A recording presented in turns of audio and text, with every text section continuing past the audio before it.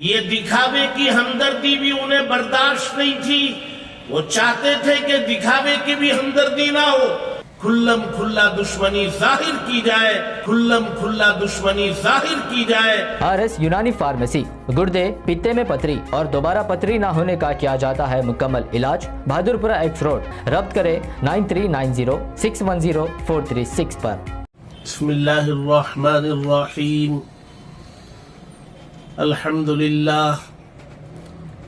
للہ وکفا وسلام علی عباده الذین اصطفى، اما بعد فاعوذ باللہ من الشیطان الرجیم، بسم اللہ الرحمن الرحیم، وتلک الایام نداولها بین الناس، صدق اللہ العظیم۔ معزز حاضرین اور اس پروگرام میں شریک تمام ناظرین، مرکز تحفظ اسلام کے بینر تلے، اس کے پلیٹ فارم سے ملک کی ایک اہم ترین تاریخی دن پر، 15 اگست کے موقع پر، جو اس ملک کا ایک عظیم ترین تاریخی دن ہے، جس میں ملک غلامی کی زنجیروں سے آزاد ہوا اور قید کی مقدر فضاؤں سے نکل کر آزاد ہواؤں میں سانس لینے کے قابل بنا۔ یہ وہی تاریخ ہے 15 اگست، سن اگرچہ کہ آج سے 76 سال پہلے کا ہے، 1947، لیکن دن یہی تھا 15 اگست۔ آج اس ملک کو آزاد ہوئے 76 سال ہو گئے، 70 پر 6 سال ہو گئے۔ ملک یقیناً آزاد ہے اور ساری دنیا میں اس کا تعارف آزاد ملک کی طرح ہے، آزاد ملک کے طور پر ہے، اور یہاں کا دستور جمہوری ہے، سیکولر ہے، حقیقت میں بھی ہے، اور ملک میں تعارف، دنیا میں تعارف اس ملک کا جمہوری ملک کی حیثیت سے ہے۔ یہ جو ملک آزاد ہوا 1947 میں، یہ ایسے ہی آزاد نہیں ہو گیا، اس کے پیچھے ایک بڑی تاریخ ہے، قربانیوں کی ایک ایسی تاریخ ہے جو انگریز کے داخلے سے شروع ہوتی ہے۔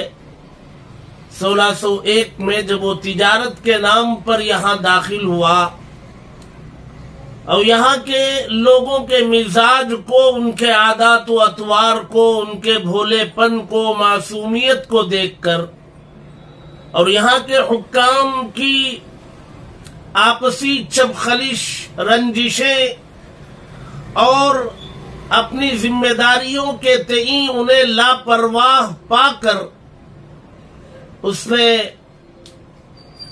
یہ نتیجہ اخذ کیا کہ اس ملک کو اپنے قبضے میں لیا جا سکتا ہے، اور اس نے کوششیں شروع کی، اور وہ کوششیں مختلف مراحل سے ہوتے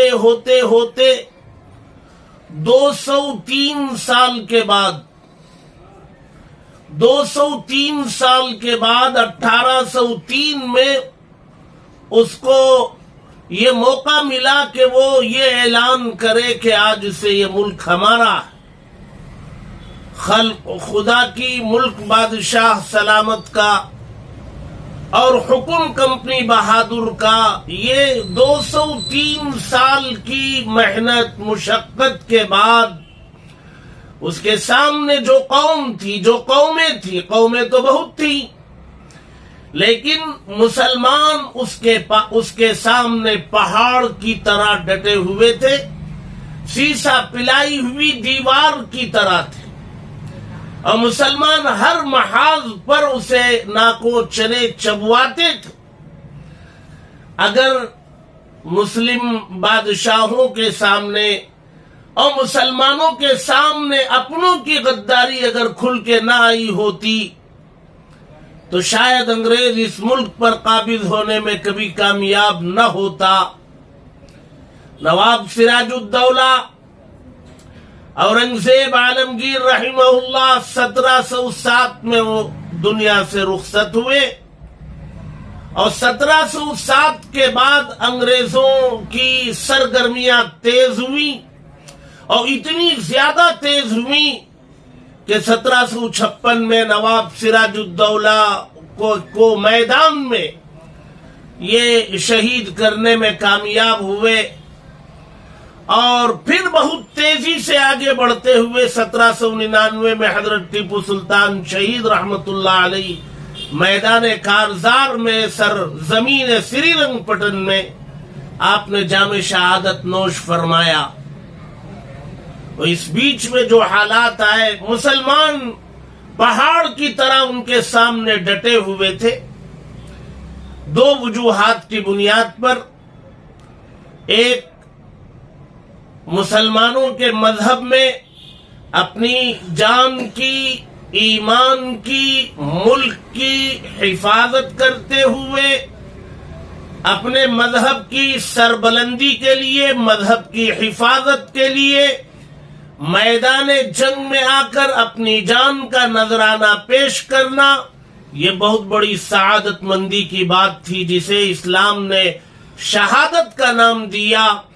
ایک، مسلمانوں کے اندر یہ جذبہ شہادت کوٹ کوٹ کے بھرا ہوا تھا، اور دوسرا، یہ ملک مسلمانوں کا تھا، یہاں مسلمان حکمران تھے، مالک مسلمان تھے، اور یہ ملک چھینا مسلمانوں سے جا رہا تھا۔ تو جب مسلمانوں سے چھینا جا رہا تھا تو اس ملک کی حفاظت کی بڑی ذمہ داری مسلمانوں پر عائد ہوتی تھی۔ اس ذمہ داری کو محسوس کرتے ہوئے بھی وہ میدان جنگ میں تھے،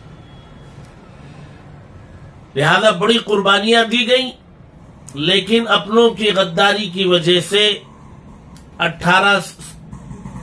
1799 میں جب حضرت ٹیپو سلطان شہید رحمت اللہ علیہ نے جام شہادت نوش فرمایا تو پھر 2-3 سال کے بعد انگریز اپنی دیگر تیاریوں کے بعد دلی پہنچا، اور یہاں موجود بادشاہ سے لکھوا لیا کہ یہ لکھو کہ ملک بادشاہ سلامت کا، آپ ہی کا ملک رہے گا، خلق تو خدا کی ہے، ملک آپ کا، لیکن حکم چلے گا کمپنی کا، ایسٹ انڈیا کمپنی کا۔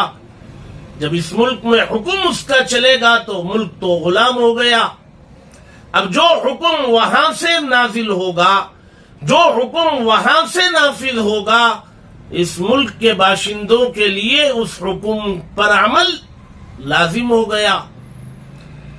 اس وقت اس ملک کے غلام بن جانے کا شعور یہاں کے بسنے والے بہت سارے مختلف مذاہب کے ماننے والوں کو اس کا شعور تک نہیں تھا کہ ہم غلام بنا لیے گئے۔ اس شعور کو لوگوں تک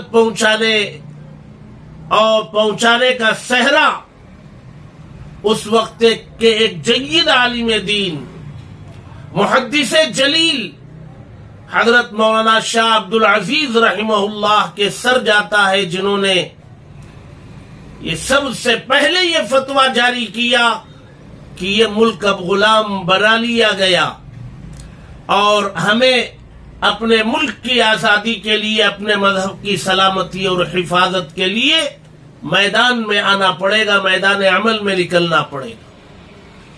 اور پھر اس ملک کی آزادی کے لیے اس فتوے کے صادر ہونے کے بعد 1803 کے بعد جو میدان میں قربانیاں پیش کی گئیں، مسلمانوں نے، علماء نے، اکابرین نے، ایک طویل تاریخ ہے 1803 سے لے کر کے 1857 تک، अकाबिरीन के नाम भरे पड़े हैं। कितने अकाबिरीन का नाम आप लेंगे, किन किन की कुर्बानियों को जिक्र करेंगे।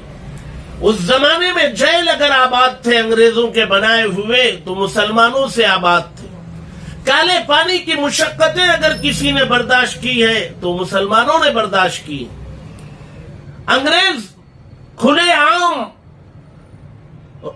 सड़कों पर दिन के उजाले में लोगों के बीचों बीच अगर किसी कौम को भून दिया करता था अपनी गोलियों से तो मुसलमान थे। आग जलाकर जिंदा अगर जलाई जाती थी कोई कौम तो वो मुसलमान थे।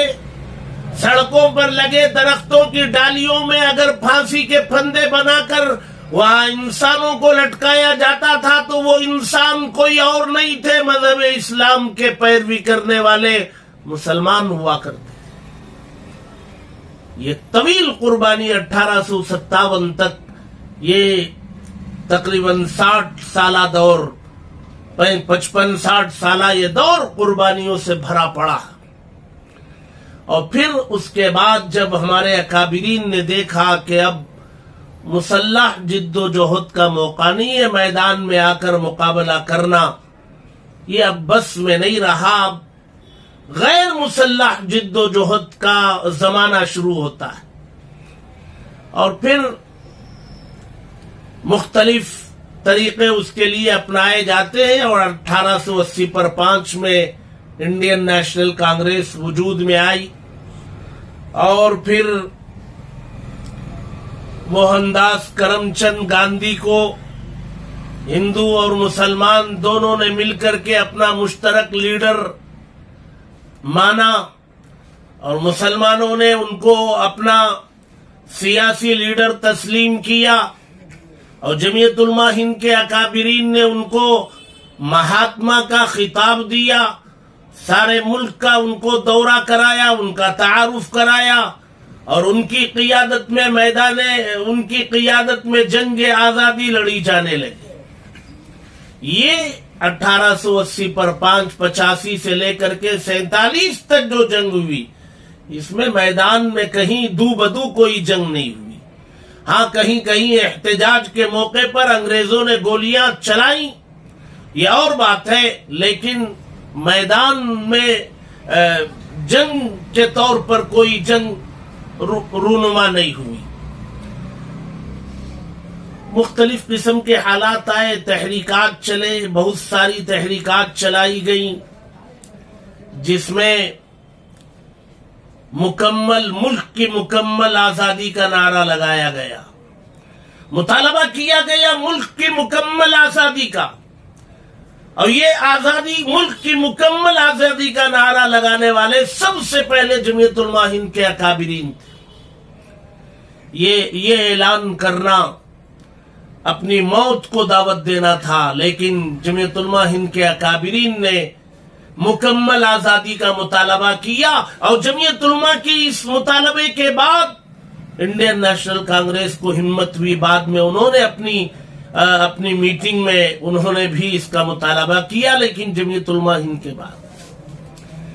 बहरहाल मुसलमानों ने, बिरादरान वतन ने, गैरों ने, सबों ने मिलकर, अगरचे के अंग्रेज ने बहुत कोशिश की कि मुसलमान और गैरों के बीच में इफ्तिराक पैदा किया जाए, इंतिशार पैदा किया जाए, डिवाइड एंड रूल किया जाए, लेकिन एक तरफ उनकी कोशिशें होती, दूसरी तरफ हमारे अपने अकाबिरीन की कोशिशें होती कि ये मुत्तहिद रहें और इत्तेहाद के लिए हर तरह की कुर्बानी हमारे अकाबिरीन देने के लिए तैयार होते थे।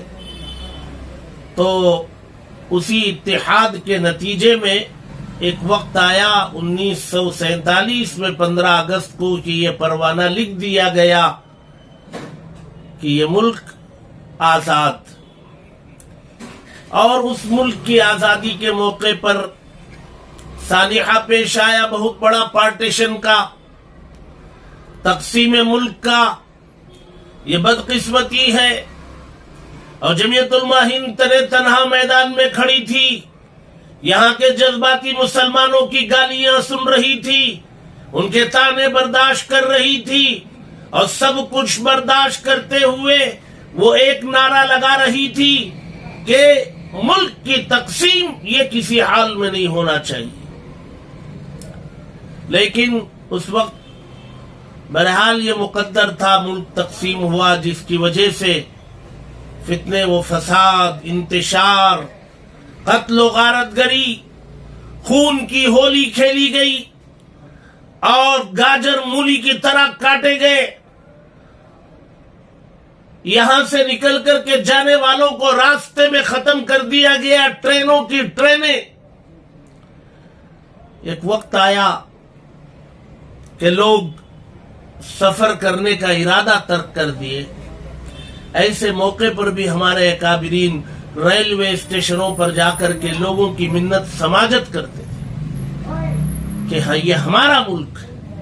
یہاں ہمارے اکابرین نے مساجد بنائی ہیں، مدارس بنائے ہیں، یہاں ہمارے اکابرین کے مزارات ہیں، ان کی درگاہیں ہیں، قبریں ہیں. ان کو چھوڑ کے چلے جائیں گے تو ان کا کیا ہوگا؟ لیکن جانے والوں کو روکا نہیں جا سکتا تھا. بڑی تعداد مسلمانوں کی اس ملک میں رہ گئی اور 3 سال کے بعد اس کا دستور بنا. اس ملک کا 3 سال کی تیاری کے بعد 1950 میں 26 جنوری کو وہ دستور پیش کر دیا گیا، تسلیم کر لیا گیا. وہ دستور جمہوری تھا، وہ سیکولر تھا. چونکہ اس زمانے میں دستور بنانے والے جو لوگ تھے انہوں نے ملک کی آزادی کی اس تاریخ کو انہوں نے اپنی آنکھوں سے دیکھا تھا، اپنے باپ داداؤں سے سنا تھا، ان کے باپ داداؤں نے بتایا تھا اور انہوں نے خود اپنی آنکھوں سے دیکھا تھا کہ مسلمانوں نے 200 سے زائد سال تک قربانیاں دی ہیں. لہذا اگر چند جذباتی لوگ ملک کی تقسیم کر بھی لیے ہیں تو ملک کا دستور جمہوری ہی بننا چاہیے، اس لیے کہ ان کی قربانیوں کا ہم کوئی بدل نہیں دے سکتے ہیں. اس زمانے کے جو دستور بنانے کی ٹیم تھے یا برادران وطن تھے ان سب کے سامنے یہ تاریخ کھلی پڑی تھی. لہذا دستور جمہوری بنا بحیثیت انسان کے، یہاں بسنے والے ہر انسان کو حقوق برابر ملے اور پرسنل لاس پر بھی عمل کا موقع دیا گیا. وقف ایکٹ منظور کیا گیا.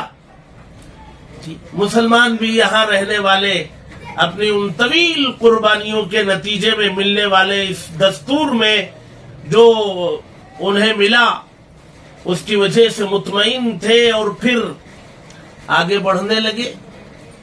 انگریز جب یہاں قبضے کی کوششیں کرتا رہا تو ہمارے اکابرین نے انگریز کی مخالفت میں، انگریزی کلچر کی مخالفت میں، انگریزی تعلیم کی مخالفت میں مسلمانوں کو جو پیغامات اور ہدایات دی تھیں اس کی وجہ سے مسلمان ان کی تعلیم اور ان کے کلچر سے نفرت کرنے لگے. تعلیمی میدان میں انگریز کے زمانے ہی سے مسلمان بچھڑنے لگے. لیکن انگریز کے زمانے میں لارڈ میکالے نے جو تعلیم کا نظام بنایا، اس ملک کی آزادی کے بعد لارڈ میکالے کے اس بنائے ہوئے نظام کی چھاپ یہاں کے تعلیمی نظام میں وہ چھاپ پڑ گئی. لہذا ملک کی آزادی کے بعد بھی وہ جو نفرت تھی ان کے کلچر اور زبان سے، وہ ملک کی آزادی کے بعد بھی وہ نفرت باقی رہی. مسلمانوں میں وہ تعلیم سے ہم آہنگ نہیں ہوئے، وہ دوری بنائے ہوئے تھے اور اس کا نقصان یہ ہوا کہ مسلمان بچھڑتے چلے گئے، دور ہوتے چلے گئے. الحمدللہ اب کچھ سالوں سے مسلمانوں میں شعور پیدا ہوا، اب تعلیم کے میدان میں مسلمان آگے آنے لگے. اس ملک میں ترقی اگر کرنا ہے، اپنے حقوق کی حفاظت کرنا ہے، حقوق کی لڑائی لڑنا ہے تو اس کے لیے تعلیم ضروری ہے، ٹیکنالوجی ضروری ہے. تعلیم اور ٹیکنالوجی کے ذریعے سیاسی میدان میں قیادت کے قابل بنے اور سیاسی طاقت بنائیں گے تب یہاں مسلمان اپنے حقوق کی حفاظت کر سکیں گے۔ بہرحال انگریز کے زمانے سے جو تعلیم سے دوری پیدا ہوئی وہ ملک کی آزادی کے بعد بھی ایک طویل زمانے تک وہ دوری برقرار رہی، جس کے نتیجے میں مسلمان مختلف میدانوں میں پیچھے رہنے لگے۔ اور دوسری طرف سیکولر دستور بننے کے بعد اس دستور کو چلانے والوں نے، جن کی حکومتیں یہاں بنی ایک طویل زمانے تک 50 سال تک ملک کی آزادی کے بعد جس پارٹی کو اس ملک میں حکومت کا موقع ملا وہ بظاہر مسلمانوں کے ساتھ بہت اچھا رہا کرتی تھی، لیکن در پردہ وہ مسلمانوں کی جڑیں بھی کاٹ رہی تھی۔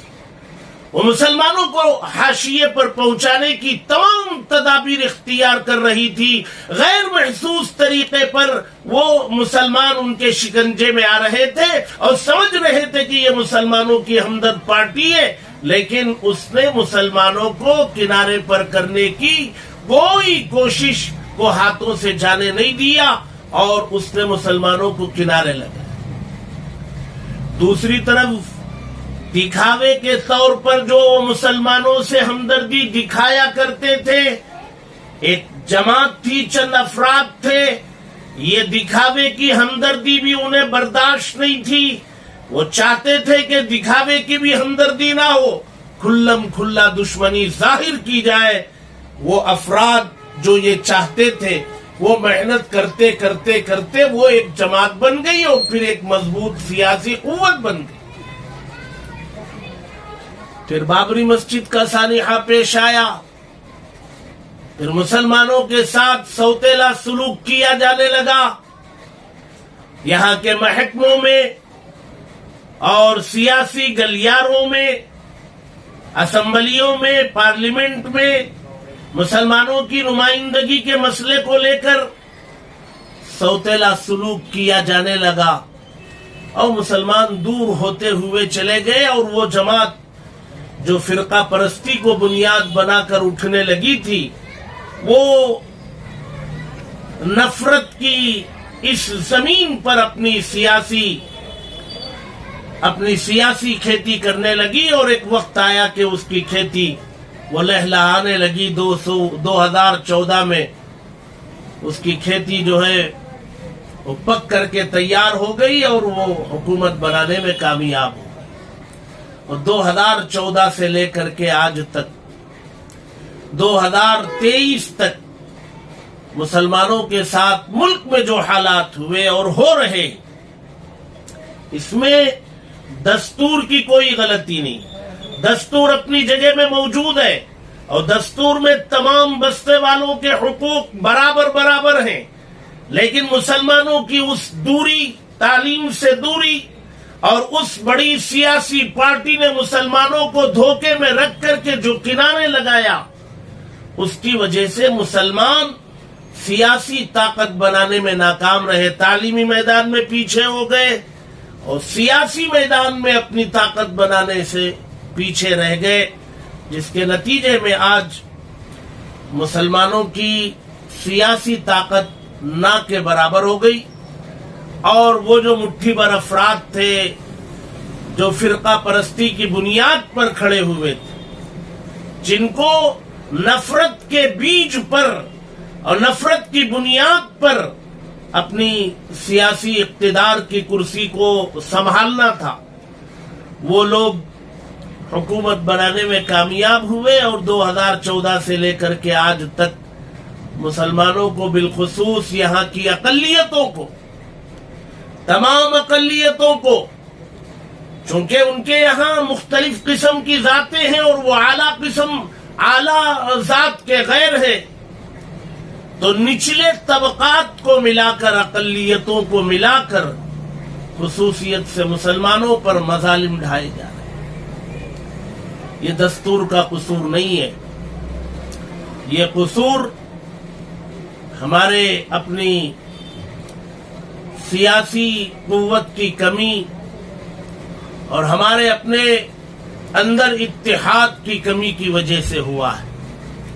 اگر مسلمان ایک طرف تعلیمی میدان میں آگے بڑھے اور دوسری طرف سیاسی قوت کے مظاہرے میں اتحاد کو اپنائیں، اور جمہوری طاقت کی سب سے بڑی دلیل جو ووٹ کا حق ملا ہوا ہے، اس ووٹ کے حق کا صحیح استعمال کرے اور متحدہ طور پر کرے، اور ایک منصوبہ بند طریقے پر اس کو استعمال کرے، اور مقامی اسمبلیوں میں اور پارلیمنٹ میں مسلمانوں کی اور سیکولر طاقتوں کی نمائندگیوں کو بڑھائیں، اور فرقہ پرست طاقتوں کو ناکام کرنے کی متحدہ کوشش کریں، جیسا کہ قریب میں بعض صوبوں میں یہ کیا گیا اور ان کے سامنے بہت اچھے نتائج نکلے۔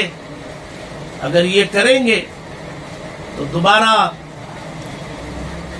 اسمبلیوں میں، پارلیمنٹ میں ان کی طاقتوں کو کمزور کیا جا سکے۔ اس ملک میں مسلمانوں کو ناکام مایوس ہونے کی ضرورت نہیں ہے۔ اسلام میں مایوسی نہیں ہے، اسلام میں حوصلہ، اسلام میں اللہ تبارک و تعالی کی قدرت پر کامل یقین کرنا ہے۔ اللہ تبارک و تعالی نے اس ملک کی قیادت ہمارے قدموں میں ڈالی تھی، اللہ ہی نے دیا تھا، اللہ نے چھین لیا ہے، ناراض ہے۔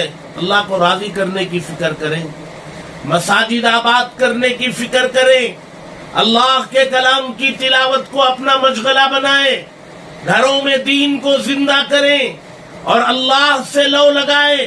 کام بنانے والی ذات اللہ کی ہے۔ اگر اللہ کے در کو مضبوطی سے پکڑیں اور دنیا کے اندر تدبیر اختیار کریں، اتحاد کا مظاہرہ کریں، تو خدا تو ہمارا وہی ہے، قدرت اس کے پاس آج بھی وہی ہے، لہذا کامیابی کی طرف ہم جا سکتے ہیں، اللہ تبارک و تعالی کامیاب کر سکتے ہیں۔ آج ہمارے سامنے ایک نئی 20 مسائل، ایک طرف طلاق کا مسئلہ ہے، اور آگے چل کر کے یونیفارم کا مسئلہ ہے، یہ مذہب پر حملہ ہے۔ ہماری مذہبی آزادی کو جو دستور نے ہمیں دے رکھا ہے، موجودہ دستور نے ہمیں جو مذہبی آزادی دی ہے، اس مذہبی آزادی پر روک لگانے کے لیے یونیفارم سول کوڈ لایا جا رہا ہے، لانے کی کوشش ہو رہی ہے۔ یونیفارم سول کوڈ کے ذریعے مذہبی آزادی پر ڈاکہ ڈالا جا رہا ہے، اور NRC اور CAA کے ذریعے ہماری سیاسی طاقت جو ہم بنا سکتے ہیں، اس بنائے جانے والی طاقت پر روک لگانے کے لیے وہ CAA NCR یہ ساری چیزیں لائی جا رہی ہیں، اور جتنے سرکاری محکمے ہیں وہاں ہمارے ساتھ سوتیلا سلوک کیا جاتا ہے۔ کہیں کہیں مسلمانوں کو ریزرویشن ملا ہے، وہ ختم کرنے کی کوشش ہوتی ہے، ہر طریقے سے دبانے اور کچلنے کی کوشش ہو رہی ہے۔ لیکن ہم لوگ جانتے ہیں کہ کسی چیز کو جب دبایا جاتا ہے تو وہ ابھرنے لگتی ہے، جتنی قوت سے دبائی جاتی ہے اتنی قوت سے وہ ابھرتی ہے۔ شرط یہ ہے کہ حوصلہ رہے۔ آج مسلمانوں کے اندر سے حوصلہ پست ہوتا جا رہا ہے، کم ہوتا جا رہا ہے، لہذا نظر آتا ہے کہ جب کبھی وہ کمزور پڑنے لگتے ہیں اور مقابل میں طاقت زیادہ نظر آنے لگتی ہے، تو یہ بات صحیح ہے کہ جب زیادہ طاقت ہو تو مقابلہ ممکن نہیں ہے، لیکن حوصلے کا مظاہرہ تو کیا جا سکتا ہے، حوصلہ تو ظاہر کیا جا سکتا ہے۔ یہ وہ قوم ہے، ہم وہ قوم ہیں جو موت کو ہنستے ہوئے گلے لگاتے ہیں اور زبان پر کلمہ جاری رکھتے ہوئے آخری سانس لینے والے ہیں، اس قوم کے لوگ ہیں۔ ہمارے لیے مایوسی، حوصلہ شکنی یہ ہمارے لیے درست نہیں ہے۔ اس ملک میں برادران وطن کی بہت بڑی تعداد آج بھی ہمارے ساتھ کندھے سے کندھا ملا کر کھڑے ہونے تیار ہے، کھڑی ہے۔ آپ دیکھیں گے نفرت بھرے اس ماحول میں بہت سارے ہمارے ہندو بھائی مسلمانوں کی حمایت میں بیان دیتے ہیں، میدان میں کھڑے ہوتے ہیں۔ اور مختلف موقعوں پر اس کا اظہار ہوتا ہے. یہ ملک عالمی نقشے پر بدنام ہو رہا ہے، اور یہ بدنام آج کی مرکزی حکومت کی وجہ سے ہو رہا ہے. ملک بدنامی کا داغ اس ملک پر لگ رہا ہے. اس ملک سے اس داغ کو دھونے کی ذمہ داری بھی ہماری. یہ نیک نام رہے، یہ ترقی پر جائے، یہ عروج پر جائے. ہم 15 اگست منائیں گے، یہ ہمارا حق ہے. ہم نے یہاں سے انگریز کو بھاگنے پر مجبور کیا، لہذا 15 اگست کو ملک کی آزادی کی تقریب منانا یہ ہمارا حق ہے. ہم ڈنکے کی چوٹ منائیں گے، مدارس میں بھی منائیں گے، مساجد کے صحن میں بھی منائیں گے، محلوں کے چوراہوں پر بھی منائیں گے. اس لیے منائیں گے کہ یہ ہمارا حق ہے. جیسے اس ملک کی آزادی کی ہم قدر کرتے ہیں، اس کی نیک نامی کی بھی ہم قدر کرتے ہیں. اس کی نیک نامی کو دھکا پہنچانے کو ہم برداشت نہیں کر سکیں گے. یہ ملک گنگا جمنی تہذیب والا ملک، دنیا میں اس کی مثال دی جاتی ہے. یہاں مختلف مذاہب کے ماننے والے الگ الگ تہذیبوں کے باوجود شیر و شکر کی طرح رہتے ہیں. یہاں گھل مل کر کے رہتے ہیں. بے شمار زبانیں، بے شمار تہذیبیں، بے شمار تہواریں، اس کے باوجود یہاں کبھی فرقہ وارانہ فساد نہیں ہوا کرتے، اور آج بھی نہیں ہوتے. وہ اپنی سیاسی اقتدار اور سیاسی روٹیاں سینکنے کے لیے کچھ لوگ یہ نفرت کی آگ لگاتے ہیں، اور جہاں کہیں فساد ہوتا ہے وہاں مقامی ہمارے ہندو بھائی ملوث نہیں ہوتے، کرائے کے ٹٹوؤں کو لا کر کے فساد کروایا جاتا ہے. ان سب چیزوں کو ہمیں نظر میں رکھنا ہے. اپنے ملک کی بھی حفاظت کرنا ہے، مذہب کی بھی حفاظت کرنا ہے، اپنے ایمان کی بھی حفاظت کرنا ہے، اپنے نسلوں کے اندر ایمان گھول کے پلانا ہے. ارتداد کی جو لہر چلی ہے یا چلائی گئی ہے یا اس کا پروپیگنڈا کیا جا رہا ہے، اس کا بھرپور طریقے پر مقابلہ کرنا ہے. اس کا طریقہ یہ ہے کہ ہم اپنی نسلوں کے اندر ایمان کھول کر کے پلائیں. زندگی اسلام والی، موت ایمان والی، یہ ہمارا مدعا رہے. اس ملک میں ہمیں اللہ تبارک و تعالی نے اپنے مذہب کو اور اقوام کے سامنے پیش کرنے کا موقع دیا ہے. اپنے اعمال کے ذریعے، اپنے اخلاق کے ذریعے، اپنے کردار کے ذریعے، اپنے معاملات کے ذریعے، اپنے لین دین کے ذریعے یہاں بسنے والی مختلف اقوام کے دلوں میں ہمیں جگہ بنانی ہے. بول کر جگہ بنانے میں اگر آپ کے لیے دشواریاں ہیں، اخلاق کے ذریعے بنائیے، معاملات کی صفائی کے ذریعے بنائیے. جب جگہ بنے گی ملک کے لوگ یہ سمجھنے لگیں گے کہ ہمارے ملک میں ان لوگوں کا وجود انتہائی ضروری ہے، انہی لوگوں سے یہاں اخلاق پنپ رہے ہیں، اخلاق لوگوں کے اندر پھیل رہے ہیں، تو ہمیں بوجھ نہیں سمجھا جائے گا، ہمیں اس ملک کی ضرورت سمجھا جائے. اللہ کے نبی صلی اللہ علیہ وسلم نے فرمایا، خیر الناس من ينفع الناس، بہترین انسان وہ ہے جو لوگوں کو نفع پہنچائے. تو ہمیں اپنی ذات کو نافع بنانا ہے. ہم اپنے مذہب کے لیے بھی نافع ہیں، اپنے ملک کے لیے بھی نافع ہیں، اپنے پڑوس کے لیے بھی نافع ہیں، بیمار کے لیے بھی نافع ہیں. ہر ایک کے لیے اپنی ذات کو نافع بنائیں گے تو انشاءاللہ یہ جو فضا بنی ہے، مقدر ہوئی ہے، یہ ختم ہوگی. رات کے بعد دن کو آنا ہے. ہمیشہ رات نہیں رہتی ہے، رات کو ختم ہونا ہے، دن کو آنا ہے. یہ اس وقت جو ہے نفرت کی رات چل رہی ہے. اگر ہم اللہ کو راضی کر لیں گے تو بہت جلد جو ہے وہ صبح آ جائے گی. اللہ تبارک و تعالی ہمارے ملک کو جو دنیا کے نقشے پر اس کی شبیہ بگڑ رہی ہے، اللہ تبارک و تعالی اس بگڑنے کے اسباب کو یہاں سے ختم فرمائے، نفرت کی ہواؤں کو ختم فرمائے. پہلے کی طرح یہاں پیار محبت امن چین سکون اس ملک کی ہواؤں میں داخل فرما دیں، اور یہاں ہر ایک کو، ہر مذہب کے ماننے والے کو سکون و اطمینان کے ساتھ زندگی گزارنا مقدر فرمائے، اور ہم سب کو کہنے سننے سے زیادہ عمل کی توفیق نصیب کرے۔ آمین وآخر دعوانا ان الحمد للہ رب العالمین۔ اللهم صل على سيدنا محمد وعلى آل سيدنا محمد وبارك وسلم۔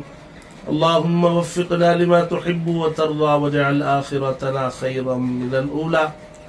اے اللہ ہم سب کے گناہوں کو معاف فرما، ہمیں اس کا اعتراف ہے کہ آج ہمارے لیے جو شکنجہ کسا گیا ہے وہ ہمارے اعمال بد کی وجہ سے ہے، آپ کے در کو چھوڑنے کی وجہ سے ہے۔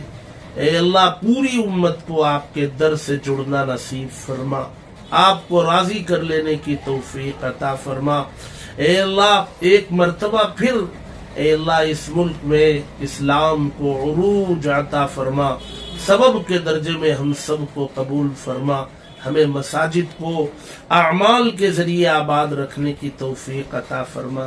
اے اللہ گھروں میں رکھے ہوئے قرآن کی تلاوت کا ماحول گھروں کے اندر بنا دے، بچوں کو ایمان کھول کر پلا دینے کی ہم سب کو توفیق عطا فرما۔